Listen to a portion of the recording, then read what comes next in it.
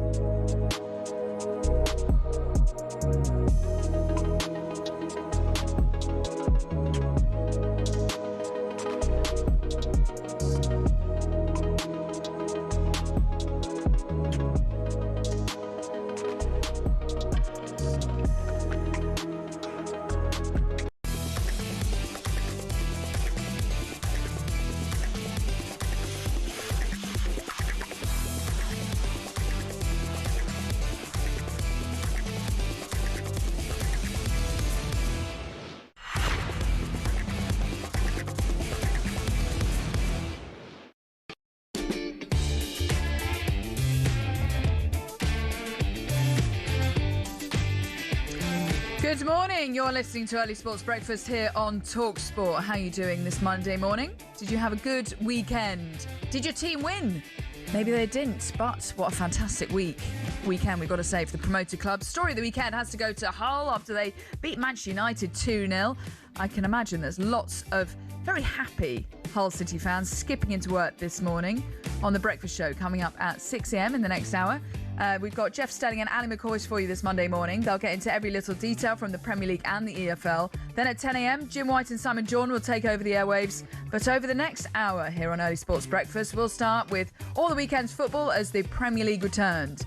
Liverpool snatched a 99th minute equaliser. That was against Newcastle yesterday. We'll also be looking ahead to tonight's game, which is live for you on talkSPORT, as Chelsea go to Fulham. Plus, we'll hear from Unai Emery after his answer about Ollie Watkins raised a few eyebrows and looks like he could be on his way to Saudi.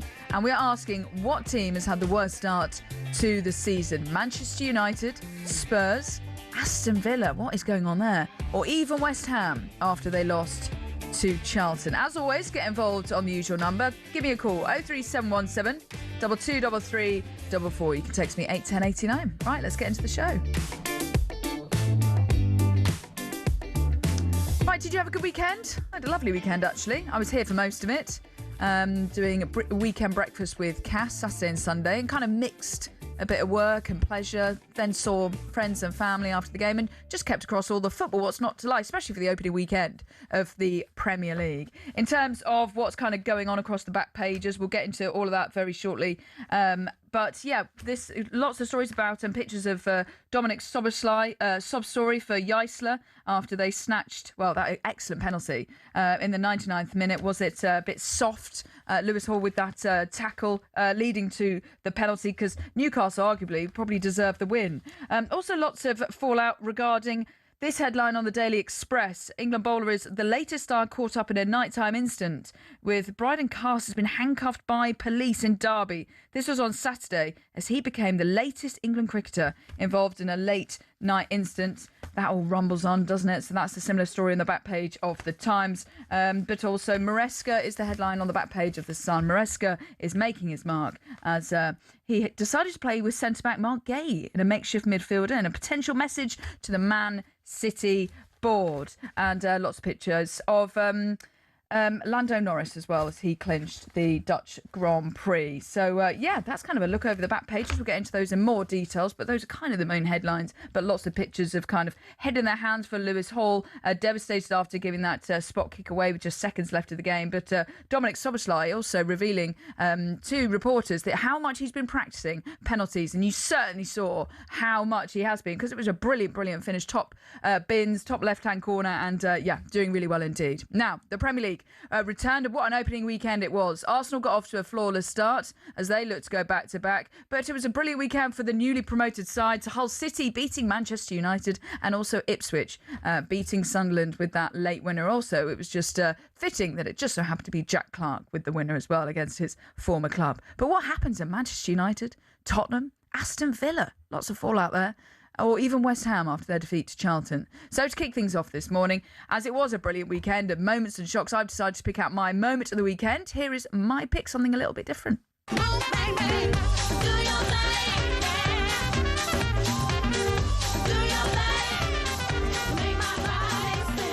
Okay, I don't know if you saw this. We're going to dip into the EFL for a moment here, because this goal from Don Ballard was absolutely outrageous. It was in their game against Birmingham City, so he's just moved from Leyton Orient. So the reason I picked Do Your Thing is because he's come up from Leyton Orient from League One into the Championship, scores an outrageous back heel, probably 10 yards out, goal of the season contender already for Bristol City. So to do that on his debut, to come in and show everyone what he's made of, is why I picked Do Your Thing. Don Ballard's goal for Bristol City, honestly, look it up. It's a thing of beauty. It's one of those goals where you could just watch and repeat. And very, very impressive indeed. An outrageous backheel goal from 10 yards out. Goal of the season, I'm calling it already. Absolutely brilliant. Well, producer Henry has also picked his favourite moment of the weekend. Here we go. I got the eye of the tiger, dancing through the fire. Slater to hit it in towards the near post, and it's headed in, and they've scored again.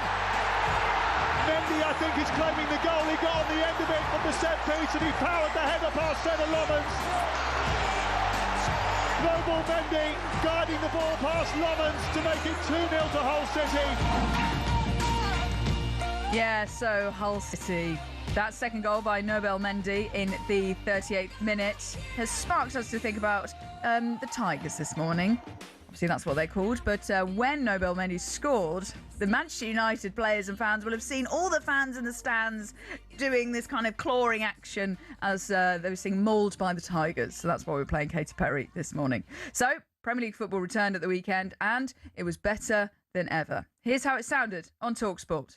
Around the corner, he's pulled back towards the edge of the 6-yard box and bundled in. And Arsenal lead by 3 goals to 0. Noble Mendy guiding the ball past Lommans to make it 2-0 to Hull City. And it could well be game over here. It's Everton 2, Crystal Palace 0. It's Tierno Barry who's got Nottingham Forest 0, Leeds United 1. Anton Stack with a free kick in front of jubilant Leeds United fans. Jack Clarke shoots! And the former Sunderland player has come off the bench to potentially win it for Ipswich. I think this is probably just about game over as far as Tottenham are concerned. There's a corner from the far side of the pitch which is nodded down, and there was number 33, Michael Kayode. It finished here, Brentford 3, Spurs 0. Half an hour gone, Brighton 4, Aston Villa 0. It is Jack Hinchelwood again. Manchester City 2, Bournemouth 1, and Josko Vardiol has won it on Enzo Maresca's debut as head coach. So Bosley has had a lot of time to work out what he wants to do with his spot kick, and he fires it high into the top corner, and Liverpool have rescued a point. Newcastle 2, Liverpool 2. Oh, it was such a good opening weekend, and it continued tonight. Chelsea against Fulham, which you can listen to on talkSPORT. So who do you think had the worst start to the season? Manchester United, Spurs, Aston Villa, or even West Ham? I mean, what is going on at Aston Villa? Lots of fallout going on there. There were, though, wins for Arsenal, Hull City, so pleased for them. Ipswich, I thought it was fitting that their former player, kind of scores the winner against Sunderland. And then Brentford beating Spurs on Saturday. I was with Cass and he actually called it before the game, saying that was a really difficult opening game for Tottenham. I thought it was mad. Cass made a really good point. It was Roberto De Zerbi saying, we're not ready. And he was like, isn't it your job to get everyone ready? You've just had pre-season.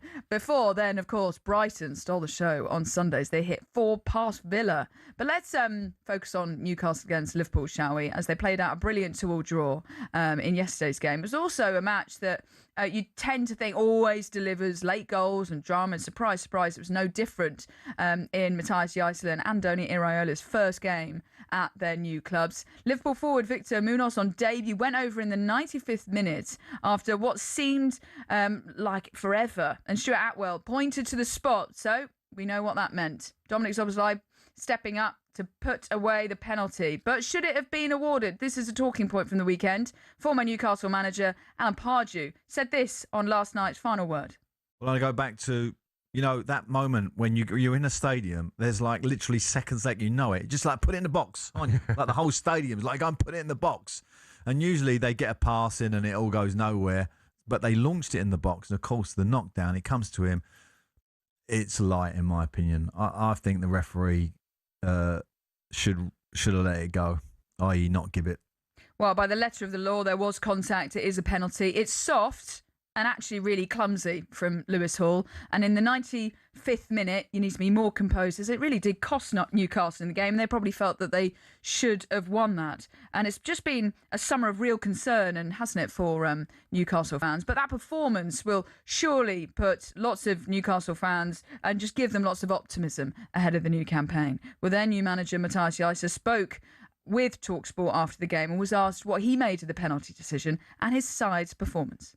I think it's a really soft one, a really soft penalty, and if you give that, then you will see so many penalties throughout the match, throughout the season, and I don't know if this is the benefit for that sport. And you must be pleased with how quickly the players have adapted to your style, because you've not been here for very long, but you could see that they really took the game plan on board. I'm really, really happy. We are happy, we are proud to see that commitment the lads showed in the last 3 weeks in that transition phase, which is not easy, and there will be challenges also coming in the next few weeks and months, but with that unity together with the fans, we can build something. Now, what is going on at Aston Villa? After losing Morgan Rogers, Ezri Konsa, Yuri Tielemans, Luca Digne to PSG, Ollie Watkins wasn't in Sunday's trip to Brighton after Unai Emery confirmed that there had been bids in for him for Saudi. Well, Emery was asked about Watkins' future after the game. Listen to this. I can't answer it. This is the question for him. The player we were here because they were available and they were in the commitment we need to play and to try to get good result. Of course, today we were unlucky without strikers. And Watkins' issue is one thing he can answer himself. Another two striker, Tammy Abraham, he was with a small injury. And hopefully he can this week again join us to train. Maggio as well, he has a small injury, and we needed to play today without the striker. But of course, how we started and how we were planning, but with the mistake we made and with the 20-minute horrible 20 minutes we played, we lost it.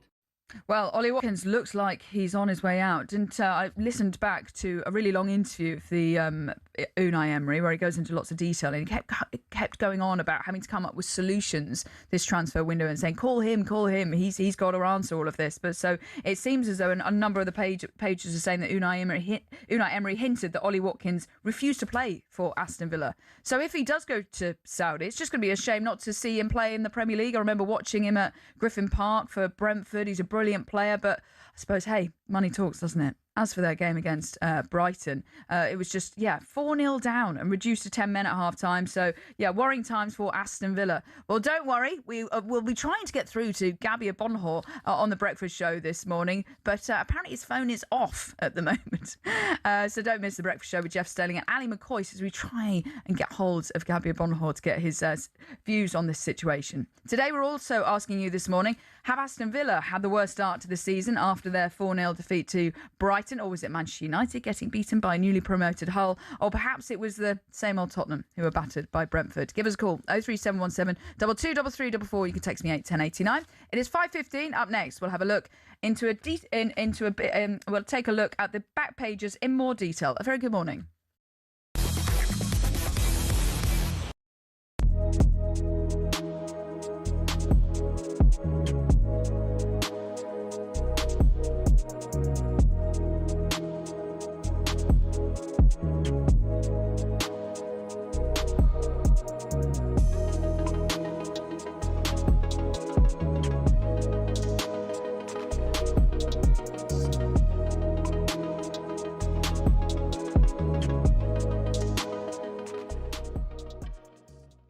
Spurs fans will be on salty crook. You're still bitter from the Europa League final.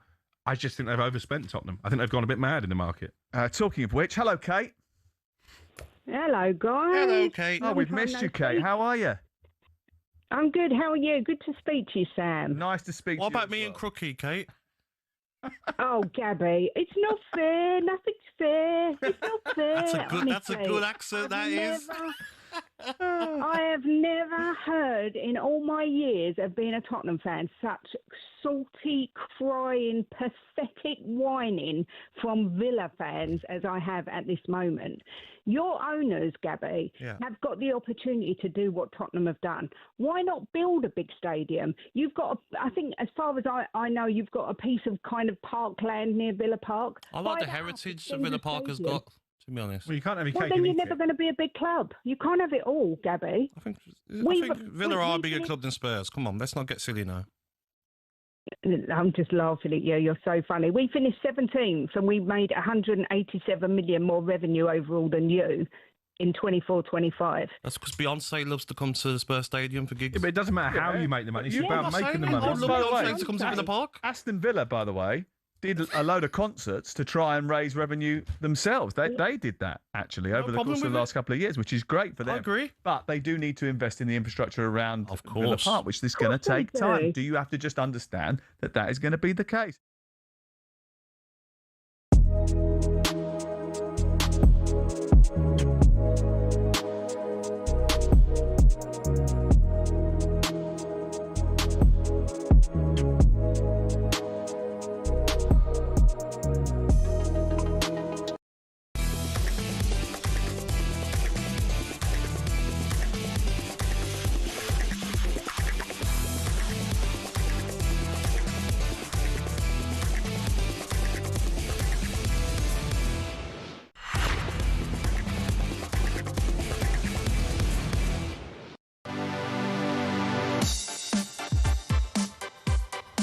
A very good morning. You are listening to Early Sports Breakfast with me, Katie Shanahan, this morning. Good to have you company.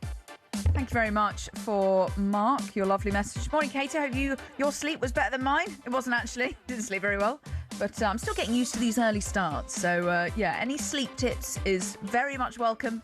And, thank you also to Ollie. He goes, good morning, Katie. How about Bobby Camworth going full Emmanuel Adebayor after scoring against his former club, Newport County, to increase Bristol Rovers' lead to 4-2, running the length of the pitch. Wow, that is commitment. I would love to know how that went down. Keep those texts coming in this morning. Also, Darren here saying Spurs were diabolical. We need a goalkeeper. Kinski is poor and not ready. And yes, plenty more coming in. I will read those texts out. More of them, 81089.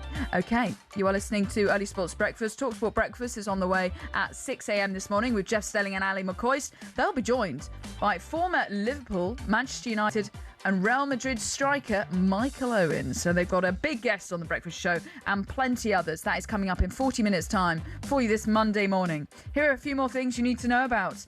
Britain's Lando Norris feels he doesn't have the right car to defend his Formula One world title this year. The McLaren driver moved within 83 points of the championship leader Kimi Antonelli after finishing ahead of him to win the Dutch Grand Prix. West Brom made it 2 wins from 2 after coming from behind to beat Burnley 3-1 in the championship. Burnley have picked up just 1 point from their first 2 games, back down in the second tier of English football. And Liverpool boss Andoni Iraola has said he understands why Alexander Isak didn't take the penalty that earned them an opening 2-2 Premier League draw at Newcastle. The striker left the spot against his former club for Dominic Szoboszlai. Alexis also was on the pitch and is a very good penalty taker. Cody, we have a lot, but I think Dom showed the level. It's almost impossible penalty to stop, Also, Dominic Szoboszlai saying in the interview afterwards that he's been practicing his penalties a lot this season. So, fair enough. And he struck it very, very well. For more on all the day's biggest stories, all you need to do is go to talksport.com. And remember, TalkSport is now available to watch live in more places than ever before, including on your Samsung TV Plus. We're also live on YouTube. Come and say hello. And you can watch us and listen to us everywhere you want. Right, time now for our first phone-in of the day with Costa Express. The Costa Call on talkSPORT, sponsored by Costa Express. Ground beans and fresh milk. Quality coffee. OK, this is where each day a listener will call into the early sports breakfast show to talk about the big stories of the day. And today we are talking about the opening weekend of the Premier League. And we welcome Gary, the Arsenal fan, to the show. Good morning, Gary. Good morning, Katie. How are you? I'm very well, thank you. What was your highlight from the weekend? Well, the highlight for the weekend was obviously us winning 3-0 on Friday evening. But for me, you mentioned earlier in the show about surprising results. I wasn't surprised with the Brighton and the Brentford results. They're now established sides in the Premiership, easily within the top 10. I think they'll finish. Villa have lost far too many players to get going, and an away game at Brighton doesn't help. And then Tottenham still in total transition. I wasn't at all surprised to see them losing 3-0. But Brentford and Brighton played fantastically. We're looking at the other two sides. Brentford and Brighton were absolutely superb. The result for the weekend that I was surprised with was Hull City beating Man United. I didn't see that come. That was a coup and buster all over the UK, I think. Yeah, Gary, I don't think anyone saw that coming. Also, fair play to Hull City. I was listening to Dean Holden saying that in pre-season they were playing a back four, and actually they hid the fact that they were going to play a back three against Manchester United. So Hull City, hey, they're proving people wrong. Fair play to them.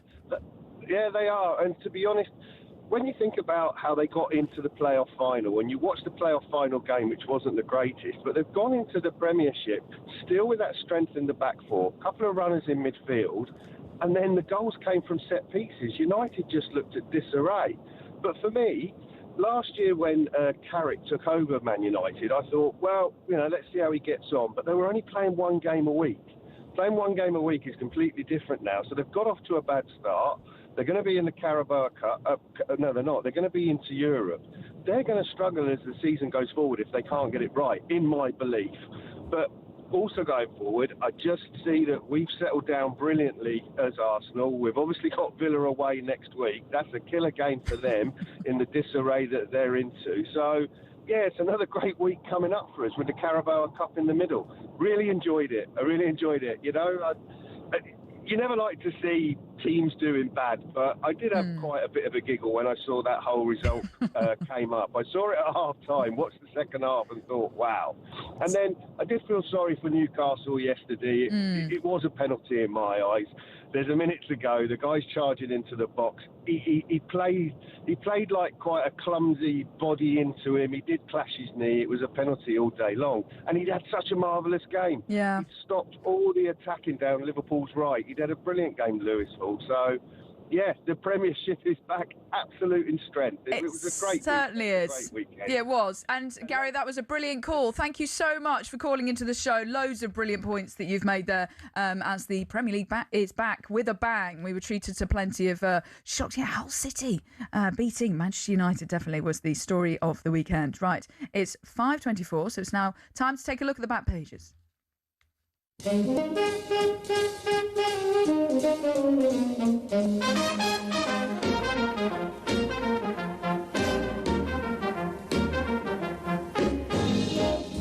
Tom Clayton, hello. How is that for an entrance? That's perfect. It's a bit of Glenn Miller at this time. I feel like we should be doing this in old-timey voice. And yes, coming up now, it's the pay-per-view on early breakfast on talkSPORT. You're welcome to do the back pages in that voice if you want. Thank you. I won't because it hurts. But okay. Where would you like to start? Well, I thought we'd start with a bit of Liverpool because, of course, that is the main story, of course, coming out of yesterday. Big goings on, big tributes to Kevin Keegan as well. On the back of the Eye this morning, they've said King Kev would have loved it, which I think is a great little reference. Mark Douglas in the eye saying, so beautifully immortalised before the game by both sets of fans, this full-throttle, red-blooded Premier League thriller felt like the most fitting tributes to the man hailed as the King of Tyneside. And I think it was a great tribute. It was played at a frightening pace at times. I think there was a loss of quality in the game for two teams that have had tricky summers. I don't think Liverpool are the finished article just yet. I don't think Newcastle are the finished article. But no, I think it was a good game. But biggest question this morning, was it a penalty? It was for me. I think it was as well. It was There was marginal. contact in the box. Yeah. Producer Henry made a really good point. If that was in the middle of the pitch, maybe that wasn't given. They just carry on. But it will, Lewis Hall. It was clumsy. It was soft. Clumsy, I think is the and right. I think there was, I think there was enough contact, and then he obviously goes down. He's looking for the pen, and he gives it. So Yeah. it's up for debate, but I think there was contact. Should have been a pen. I think it's one of those where if it's not given, it's VAR don't overturn it. If it is given, which it was, it's not overturned. So I think it's one of those. One of those. But then as well, the other one to mention from yesterday, of course, Aston Villa having maybe the worst start to the season. They're bottom of the league, and it really wasn't a good day for them. In the back of the Mail, Emery fumes, and then in the Telegraph today as well, Emery bristles after depleted Villa suffer a humbling start. And Sam Wallace says there were around 6 good minutes for Aston Villa on this Sunday afternoon in Sussex, and then it went very dark indeed for the visiting team. It was a very different team to what we saw start the Europa League final, the final day of the season. My question to you is, how should Villa prioritise the end of the transfer window? Should they be looking at spine and the players that should they be going for flair players? What should they do? Because they have a lot to do, I feel like, in the next week. They have a lot to do, and it's really worrying that Ollie Watkins could be out as well. I think it could go up to 11 first-team players could be out the door at Aston Villa. Yeah. Unai Emery, they've got a brilliant manager that can always galvanise the group and bring together this kind of situation. But I think they need to get the spine of the team sorted, the defence, and then just work up from there. But they've got some big players to replace. Yeah, absolutely. I think, look, Unai Emery is still a factor, but when you're going into a game when you've got most of your team made up by youth players, how much of a factor can the manager be at the end of the day? Tom, that's all we've got time for, That's all I'm we've got time afraid. for. Thank you so much. Tom Clayton with a very lovely, funky little bed that we've tried out this morning. I hope you've enjoyed that. You are listening to Early Sports Breakfast this morning, sponsored by Costa Express. Get a regular Costa Express iced coffee as part of your Tesco meal deal at participating Tesco stores. T's and C's apply. Keep those calls coming in. 0371 722 3344. Great to get Gary the England fan on there. Loads of brilliant points. Up next, we'll have some fun with the front pages and go over more of the points from a brilliant weekend for the promoted clubs.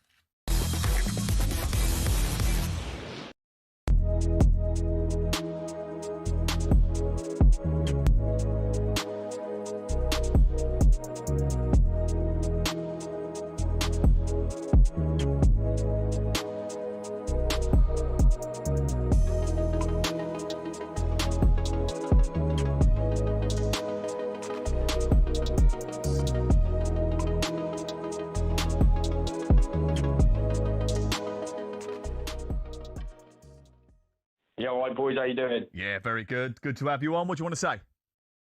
I just want to say this stinky Arsenal chat from you boys this morning is nothing short of comical. Go on. Gabby saying that Arsenal should be winning the league with our spending. Well, both of you. Recruitment's a big part of it. Look at the likes of City. Well, not City, but likes of Chelsea, United. They've spent loads of money. It's not a given that you're going to win the league. I think we've proven, the culture Arteta's built alongside getting the right recruitment, bringing Berta in. It's impressive. Yeah. So you don't think the money that you spent, you should be winning the Premier League? I don't think it's got anything to do with the money. I think it's got to do with the quality. You know what? I think the quality of your squad is so good that you should be winning the league. It costs a lot of money. Definitely. I agree. And that says more about the recruitment than just pure spending. Obviously, pure spending comes into it, but it doesn't mean that it's a given that we're going to win the league.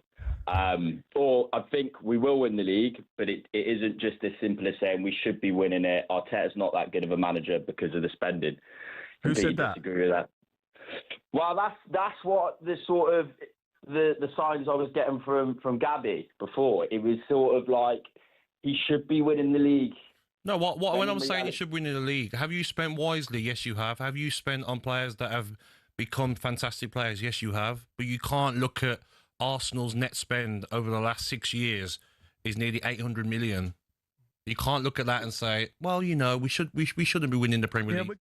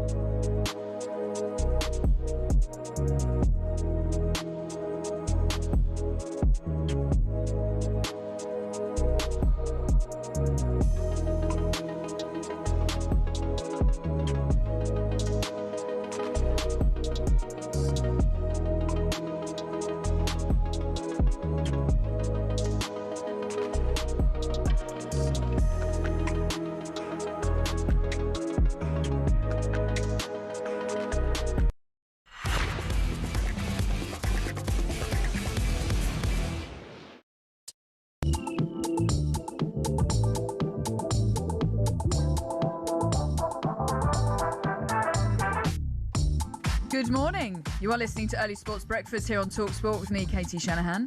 How are you doing this Monday morning? Are you ready for the week ahead? I've been here for ages, last 2 weekends. And then, today, tomorrow and Wednesday. So I'll be guiding you through for the next couple of days.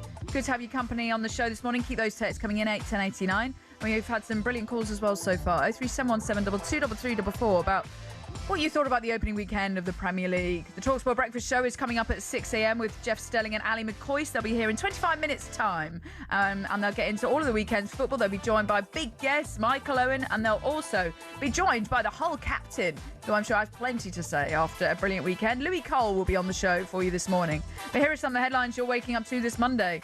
Somerset are just 2 points behind Division 1 leaders Nottinghamshire after beating Essex by 8 wickets in cricket's county championship. Leeds are back on top of Rugby League's Super League table. That's after thrashing York 66-16.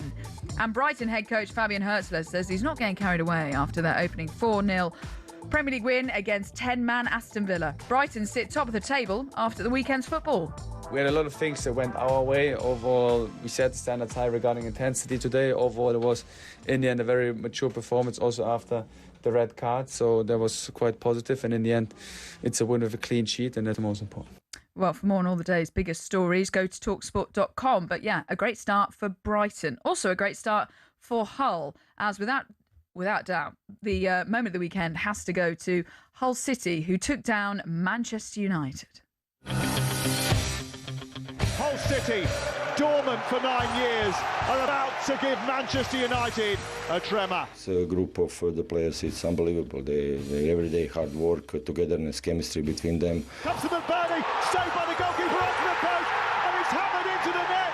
And Hull City lead on the opening day of the season.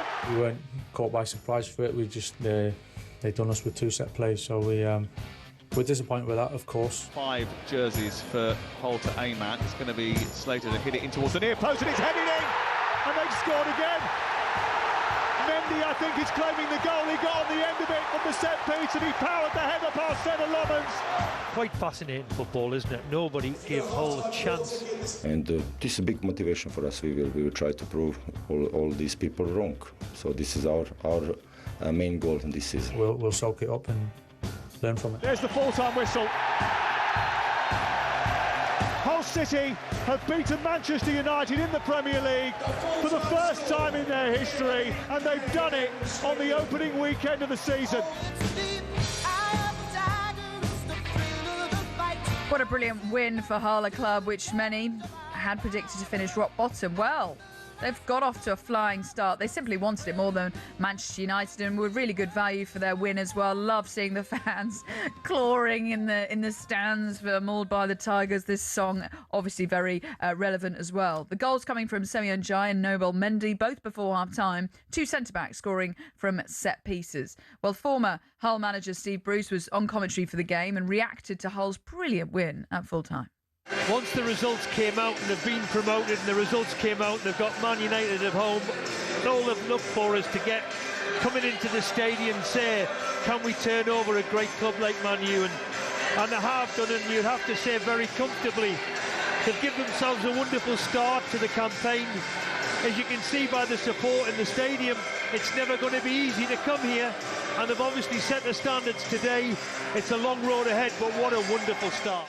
A wonderful start as well. The next couple of games, Stoke tomorrow night in the Carabao Cup. That's away at Stoke. Then they've got Coventry away in the Premier League, Aston Villa, Chelsea, Newcastle, and then Everton. So yeah, let's see how Hull City get on this season. Well, as for the rest of the results, Brentford thrashed Tottenham 3-0. Newly promoted Ipswich also had a great weekend, beating Sunderland 2-1. Jack Clark scored the winner against his former club. And Ipswich legend, of course, Alan Brazil was there at Portman Road. I hope he got a lovely reception when he went back. And I bet Portman Road was absolutely bouncing with that late winner. In the Championship, West Ham lost to Charlton 2-1. It was, though, in front of a 62,000 crowd, record for them. West Ham, though, still looking for their first win of the season. Here's Nuno speaking after the game. Of course, West Ham is all pressure, it's every day. It's a big club, and you just see for our fans 60,000 to 62,000 people in the stands, and you let them down. This is the more disappointing feeling. Also, shout out to Sam, the bin man Leeds fan. He goes, morning, Katie. Big shout out to Leeds United for the weekend just gone. They beat Nottingham Forest by 1-0. So Oliver Glasner wasn't able to get off to the start he would have wanted, but fair play to Daniel Farke. I spoke to him in the week and the build-up to this season. He was saying to his players, in obviously their second season in the top flight, that he wants to stay humble and he wants to just make sure that they just stay up. And, they had a good finish last season. So they'll be hoping to build on that. Sam here saying we've recruited well, and I genuinely believe we will be challenging for Europe. There we go. Still in Nottingham as we play them again in the Cup. Yeah, crazy to think you're having to play a Nottingham kind of back-to-back, and fully expect another Cup run this year. Brilliant to see us acting like a proper club nowadays after years of disappointment. Up the mighty Peacocks. So Leeds into Europe. Do you agree with Sam? leads into Europe. That would be quite something. We've also had here from Ian, the Hull City fan. We are here and we deserve to be up the Premier League Tigers. Wow, what a weekend for lots of Hull City fans this morning. Okay, now it's time for this. It's a front page throwdown. Oh, what a move. The front page is first on the early sports breakfast. Talk Sport. And Amelia is back with us to take a look at the lighter side of things. The mic is now working. It's working now. Yeah, we had a bit of a failing moment, didn't we? But we're back. We're back, and Amelia is back here. Back. Right, first question. Oh, here we go. What do you think of Erling's new hair? I prefer the long locks, personally. Why? You know, his girlfriend, her reaction was, "Oh, you look cute." No. I saw No the video bloke of Zlatan's reaction. He's like, block me. Please block me. Because he said that his powers are in his hair. Never cut your hair because that's where your powers are. Also from Zlatan, because he loves his long locks, doesn't he? Exactly. And you always see it when you see some footballers when they have the long hair and then they cut it and then they kind of stick with it. Then it's like, also, if you're able to have long hair as a bloke, I've always said, if you've got it, flaunt it. Absolutely. Yeah. Look at Soberslide. Lovely long locks. Oh, great long locks. Yeah. Let's move on. Before I start going on a tangent about men's hair. Right.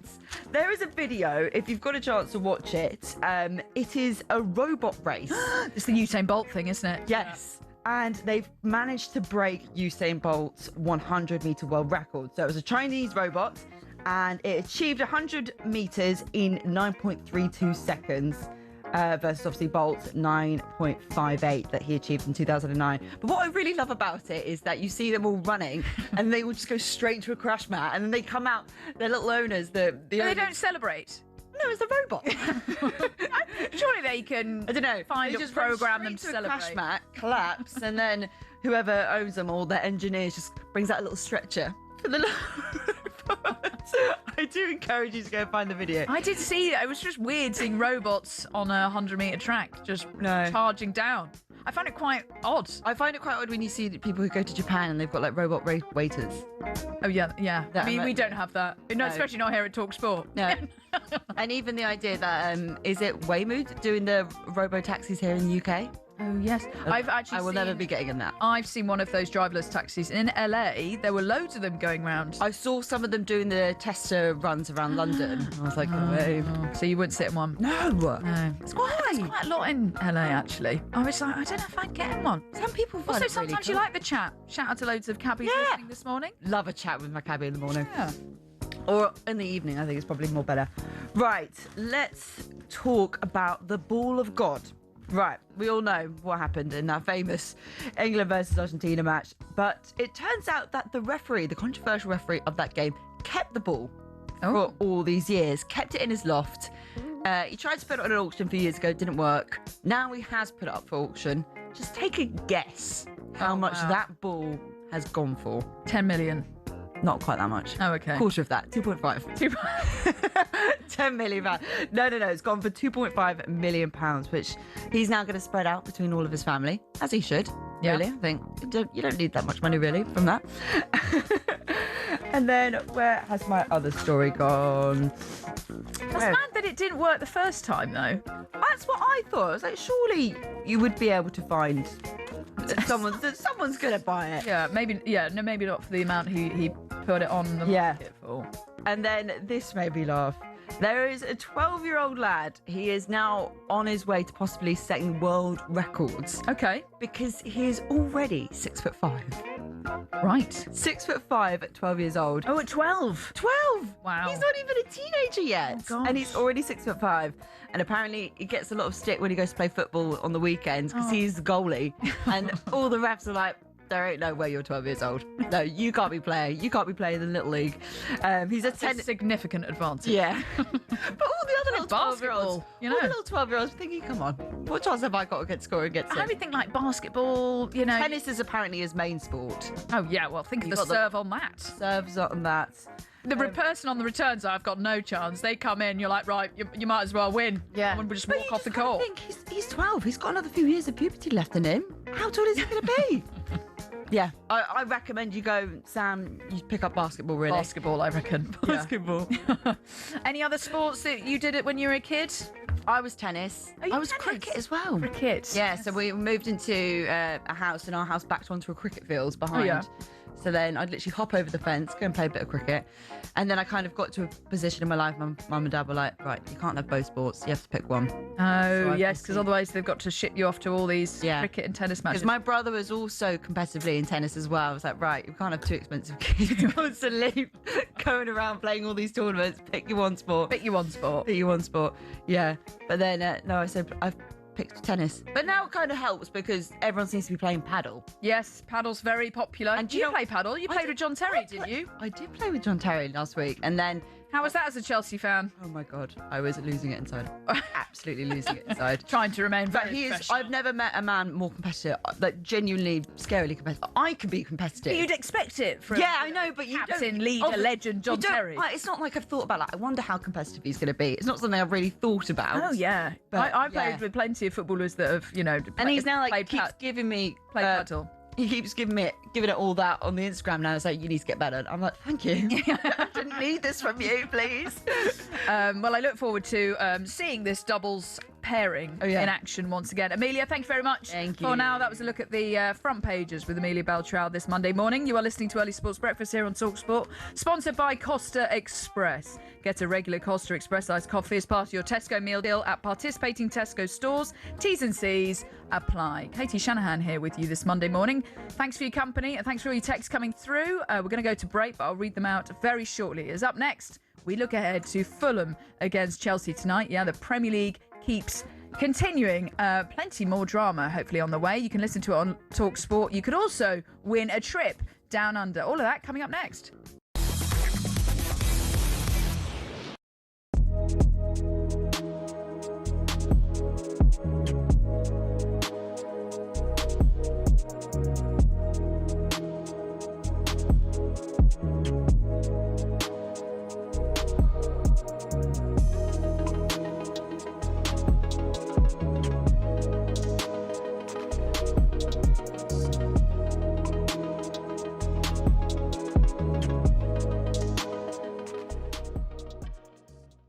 Danny, when you look at it, United in that fairly congested midfield area, say Baliba comes through the door, Tielemans is there, Santos, Mainu, Bruno Fernandes. Well, it's going to be a mighty old force in midfield, is it not? It looks a very strong group of players, all giving little different parts of what you want. A far cry, really, from what we've seen over the last couple of years. United struggling in midfield areas. And I think we're talking about one of the biggest clubs in the world. They'll be looking to try and compete for the Premier League and the Champions League in the next couple of years. Of course they will. That's the aim of a club like Manchester United. So you need at least 5, when you think about it, in the middle of the park, who are going to be pushing each other, especially if they play a 3. Bruno's probably the one standout, you say, in all the big games he's going to play. Yeah. He's got great durability anyway, and he's the match, the game changer, the match winner, the creative force, the goals. I would imagine for me, out of the others, Santos, Baliba, both young lads, both got more to come. Tielemans is more rounded, more ready to take that on. I think Tielemans has Where's it leave Mainu? A lot of people asking me to ask you that. Well, and what's your ideal starting 3? I think that would depend a lot on where they're at when they come in and how they adapt to the pressure and expectation of being at Man United, because that's never easy. I think initially he might go Tielemans, Bruno and Mainu, because Mainu knows what the manager wants already. I think Baliba will become one of the main men.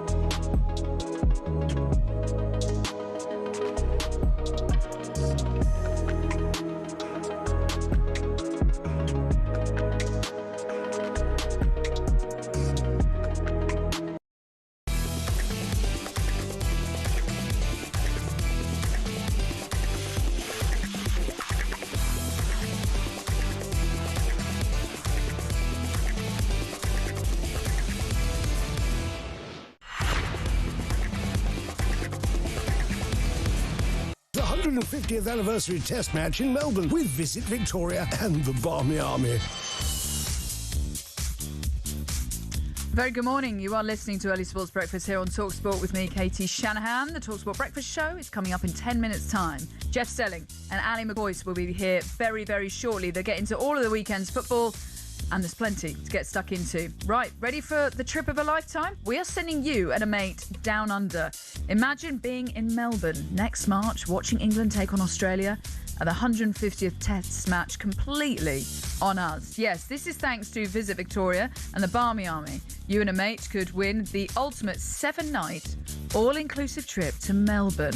We're talking return flights, match tickets for all 5 days, an exclusive function with cricket legends, and a tour of the Great Ocean Road. So for your chance to win, visit talksportwin.com or text WIN to 83338 by 6 p.m. on the 1st of September this year. Text costs £2.50 plus your standard network rate, or send your name and number by post to Comp2, PO Box 3190, Colchester, CO2 8GB to arrive by midnight. That's on the 4th of September.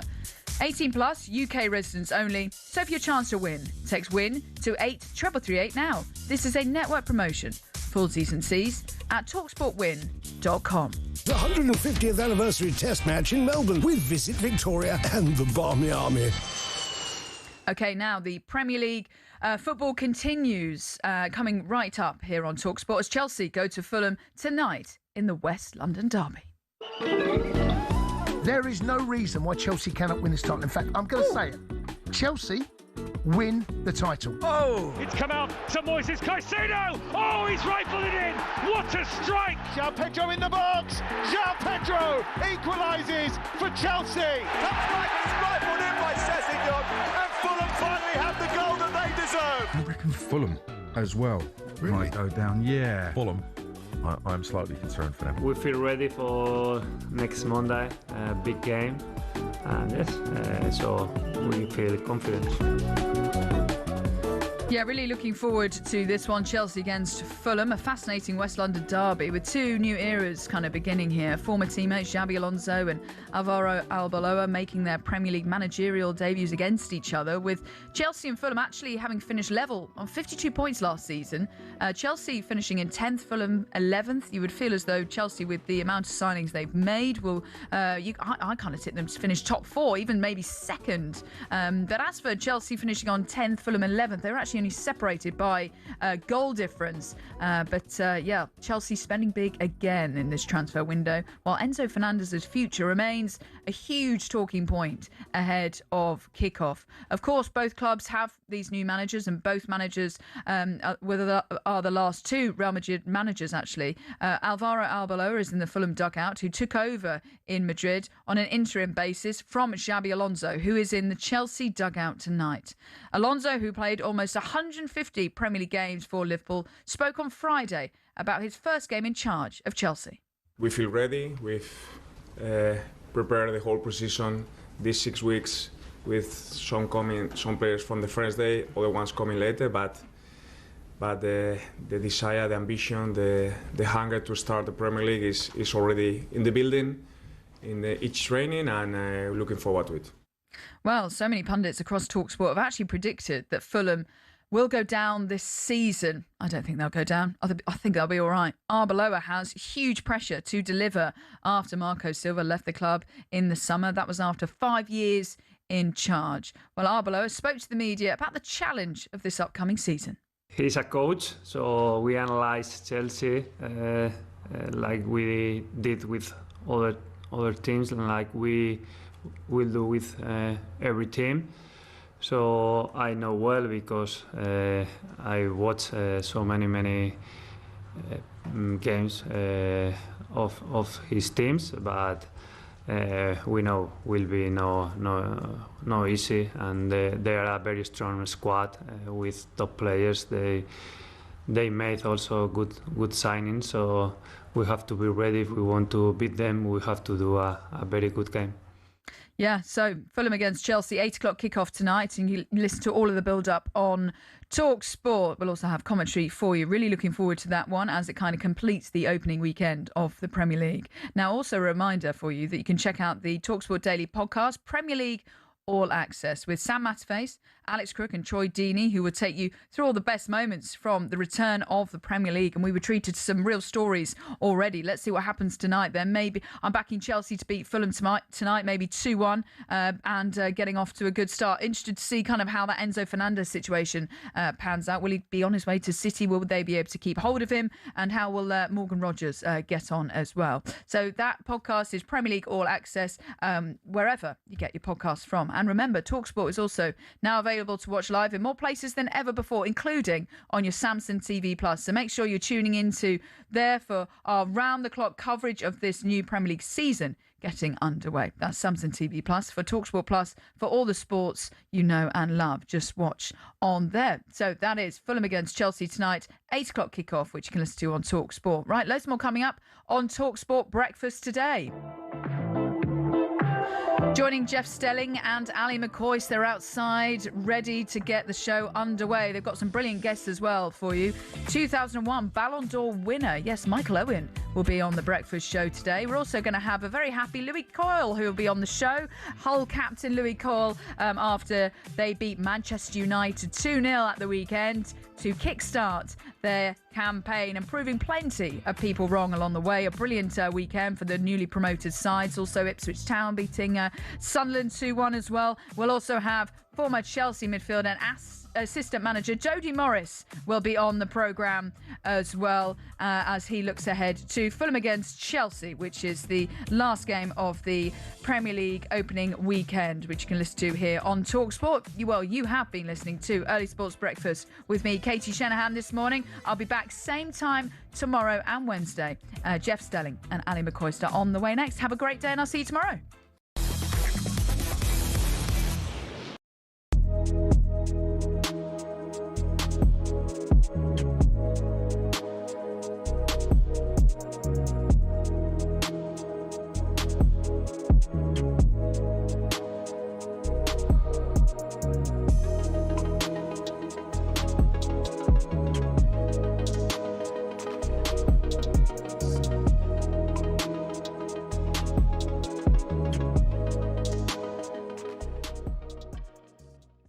For the record, we've had 7 different Premier League winners. Over 33 years, over 34 years. But this time... Wow. But this time, Simon, do you not agree that this is probably the most competitive ever Premier League season on the horizon? For participation, not for winning. You're going to be... One of the 4 clubs that has the biggest turnovers is going to win the league. Aston Villa are not going to win the league. Newcastle are not going to win the league. So how do you explain Leicester when they did it? A rare and absolute anomaly that was never allowed to happen again, because all the big clubs sat on their hands, suddenly decided that they could all do things in a certain way, and they got caught with their pants down. Even to the way that they allowed Leicester to play. Everybody knew how Leicester played. Drinkwater gets the ball, looks up, knocks it long for Vardy. And yet on the last game of the season, they were doing the same thing, and teams were still playing the same way against them. So don't ask me how I explain that situation, but it's not going to be repeated, and it hasn't been repeated since. And that was now a decade ago. So who's won the league since then? And who won the league prior to that? So tell me straight, how many teams this time around do you feel can aspire to win the Premier League? 2, 3? But that doesn't mean the league's not competitive. The argument, why would you suggest that governance needs to be brought in to the most successful league that has been the commercially most successful league in the history of football? Why are you regulating it? What are you regulating it from? I understand what he's saying is that the Premier League clubs want some degree of control. They want governance. Yeah, they want good disciplines. They want good governance. They want good regulation. Is your regulation with the consequences of the way that clubs are suing one another now, the way that they're suing, the way that Man City have been hauled over the coals and been sat in abeyance for 2 years because you can't prosecute them properly, is that good governance and good regulation? Because to me, it doesn't look like it.